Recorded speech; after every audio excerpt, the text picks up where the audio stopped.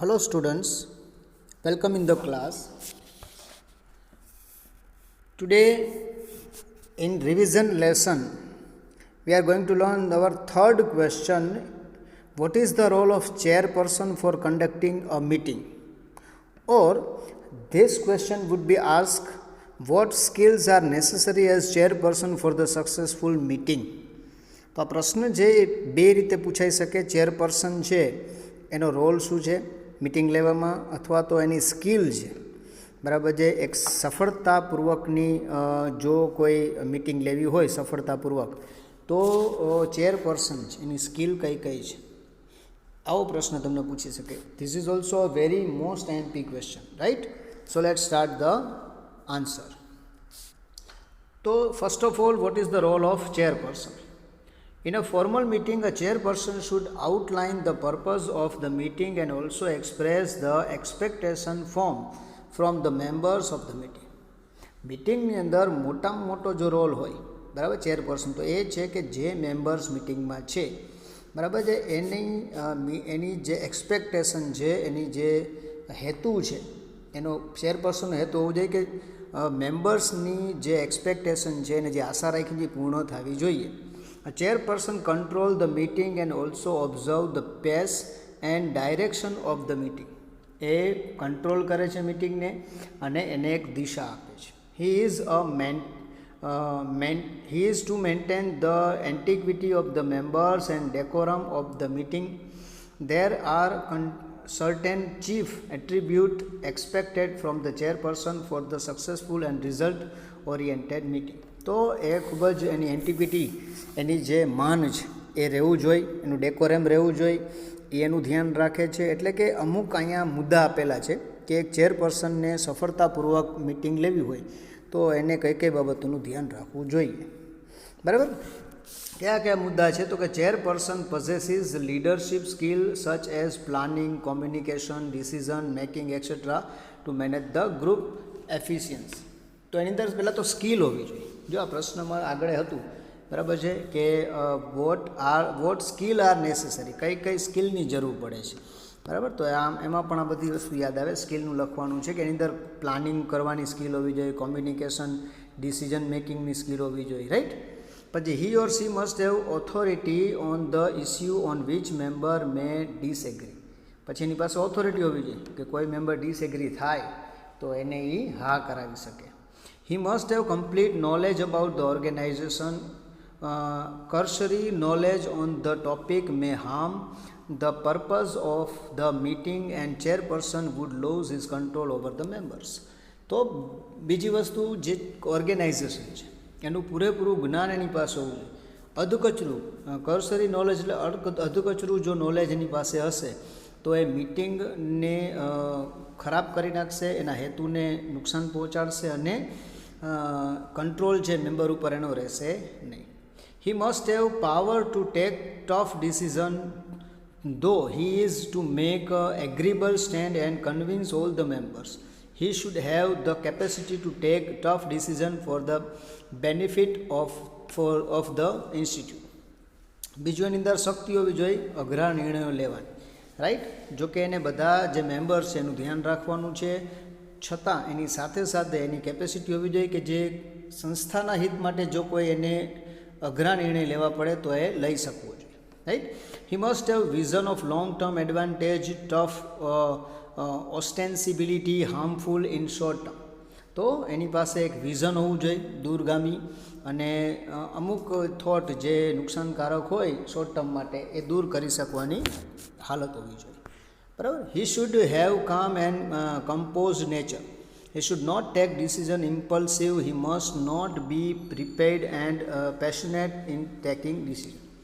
પછી એ કામ એકદમ શાંત હોવા જોઈએ, બરાબર છે. પછી એકદમ ઉતાવળથી નિર્ણય ન લેવા જોઈએ એવા એનામાં એક ગુણ હોવા જોઈએ. તો આને તમે સ્કિલ પણ કહી શકો, જુઓ, રાઈટ? આને ચેરપર્સનના જે ગુણ છે, એની સ્કિલ છે, એની આવડત છે, એમાં તમે ઘણું બધું લખી શકો, બરાબર? આની અંદર જે આપેલું છે તમે લખી શકો. એની સાથે સાથે તમારા મનની અંદર એના વિશે જે પોઝિટિવ થોટ લઈ આવે એવું કંઈ પણ વસ્તુ લખી શકો છો. He must have unprejudiced outlook and selfless motive. પ્રિજ્યુડાઇઝ ન હોવું જોઈએ, કોઈ વ્યક્તિ પ્રત્યે પહેલેથી જ એવું નહીં કે આવો છે ને આવો છે, રાઈટ. તો પ્રિજ્યુડાઇઝ વગરનું હોવું જોઈએ, સેલ્ફલેસ મોટિવ હોવું જોઈએ, મતલબ માત્ર પોતાને જ ફાયદો થાય એવું ન હોવું જોઈએ. He must put the interest of the organization first and should not incline to any group or person who has his vested interest. પછી ઓર્ગેનાઇઝેશન છે એ એના માટે પહેલાં હોવું જોઈએ, બરાબર છે, અને જે ગ્રુપ છે, પર્સન છે, એના વિશે બીજા નંબરે આવવું જોઈએ, બરાબર. He should have the skill of keeping the group intact and dedicate to the firm. બરાબર, એનું જે સ્કિલ છે એવી હોવી જોઈએ કે એ સૌથી પહેલાં ગ્રુપનું કે પર્સનલનું ન વિચારતા એ ફર્મ જે પેઢી છે એના વિશે વિચારે. He must be alert against the possible polarisation among the members of the group. જો કોઈ મેમ્બર છે એ પોલરાઇઝેશન કરે, મતલબ એકબીજાને કાપવાનો પ્રયત્ન કરે, બીજે તરફ લઈ જવાનો પ્રયત્ન કરે, તો એના અગેન્સ્ટ રહી શકે એવી એનામાં સ્કિલ આવડત હોવી જોઈએ. He is the driving force of meeting. મીટિંગનો ડ્રાઇવિંગ ફોર્સ છે, જે બાજુ ધારે એ બાજુ મીટિંગ જઈ શકે છે. It is he who decided to continue meeting or not. એ એવો વ્યક્તિ છે કે જે નક્કી કરે છે કે આ મીટિંગને આગળ લઈ જવી કે નહીં. As a true leader he must take his group member into confidence. પછી પોતાના ગ્રુપ મેમ્બર્સને કોન્ફિડન્સમાં રાખવાની જવાબદારી એની છે. He must not declare his decision authoritatively and force the member to adhere to it. પછી એ ટ્રુ લીડર હોવો જોઈએ, મેમ્બરમાં કોન્ફિડન્સ વધારનાર હોવો જોઈએ. પછી એની પાસે મેમ્બર છે કોઈ બાબતને વળગી રહે, બરાબર, એવું હોવું જોઈએ નહીં. He must be able to maintain balance between democratic and autocratic atmosphere during the meeting. Meeting દરમિયાન ડેમોક્રેટિક લોકશાહી વાતાવરણ રહીએ એનું એ ધ્યાન રાખતો હોવો જોઈએ. Freedom of speech is the fundamental principle of democracy. ડેમોક્રેસીનું સૌથી મોટામાં મોટું જો કોઈ હેતુ હોય તો એ છે ફ્રીડમ ઓફ સ્પીચ, બોલવાની આઝાદી. But if it is not restricted it may turn into cacophony and indiscipline. In such circumstances you should take decision line in autocrat. તો જો એને કોઈને બોલવા ન દે તો એ ઓટોક્રેટ લાગે છે, મતલબ કે એના સામે કોઈ બોલી ન શકે એવું લાગે છે, તો એવું ન હોવું જોઈએ, right.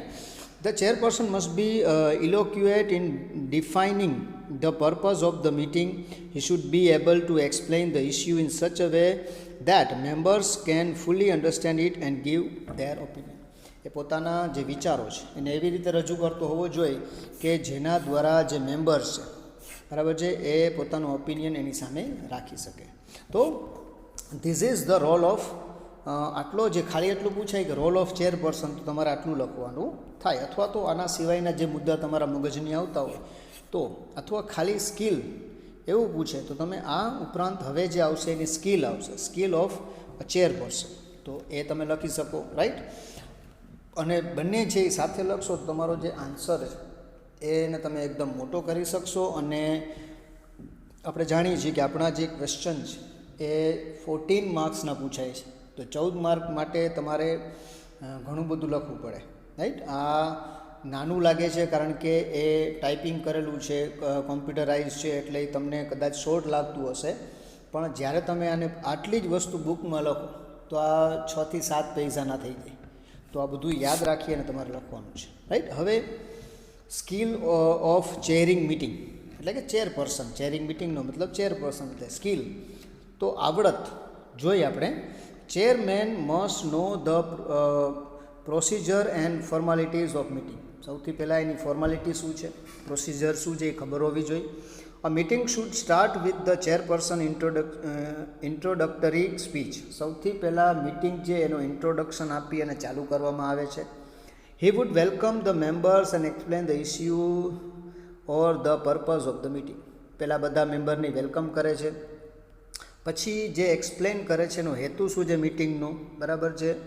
A chairperson should not be over talkative. હવે બીજું, ચેરપર્સન છે ને વધારે ટોકેટિવ ન હોવો જોઈએ, મતલબ આડાવડી વાતું કરતો હોય એવો ન હોવો જોઈએ, right. And should not keep talking alone. એકલો એકલો બોલતો ન હોવો જોઈએ, નકર શું થાય મિટિંગમાં એ જ બોલતો હોય, એને સામે કોઈ જવાબ ન આપી શકે. He should welcome the suggestions and opinion of other members. બીજા મેમ્બરના સજેશન હોય, ઓપિનિયન હોય, એને એ સ્વીકારતો હોવો જોઈએ. At the same time he should see that the meeting should not be dominated by a person or a group.